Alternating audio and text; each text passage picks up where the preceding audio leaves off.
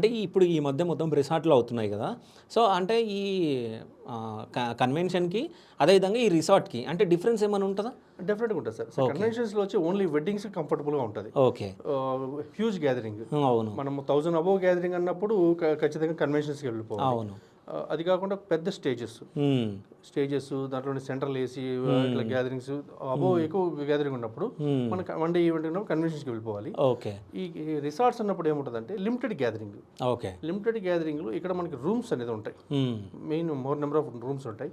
మనకి swimming pools ఉంటాయి. Okay. ఇక్కడ మీకు డిఫరెంట్ ప్లేస్ ఉంటాయి. ఒక హల్దీకి అంటే ఒక స్విమ్మింగ్ పూల్, ఓకే. అటాచ్డ్ ఒక లాన్. సో, హ్మ్. కొంచెం అక్కడ కొంచెం ఈవెంట్స్ స్పెషల్‌గా అంటే అక్కడ కొంచెం ఎంటర్‌టైన్‌మెంట్ ఎక్కువ ఉంటది. ఓకే. అది కాకుండా మళ్ళీ సంగీత్ అనుకోండి, దానికి సెపరేట్‌గా ఒక బిగ్ లాన్ ఉంటాయి. హ్మ్. ఇంకా మనకి ఇట్లా వెడ్డింగ్స్ ఒక లిమిటెడ్ గ్యాదరింగ్ బిలో 500 అనుకోండి, ఓకే. అక్కడ ఒక మినీ కన్వెన్షన్ హాల్ సపోర్ట్ ఏదైనా ఉంటది. అవును. ఇన్ కేస్ అది లేకపోయినా కూడా మనం ఒక జర్మన్ స్ట్రక్చర్స్ ఇట్లా వేసి లాజిస్టిక్స్ అన్ని అరేంజ్ చైర్స్, టేబుల్స్ మనం అరేంజ్ చేసి హ్మ్. అక్కడ అరేంజ్‌మెంట్ చేస్తుంటాం. ఓకే. సో, అది ఎలా ఉంటదో కొంచెం డెస్టినేషన్ వెడ్డింగ్ థీమ్ టైప్‌లో ఉంటది. ఓకే.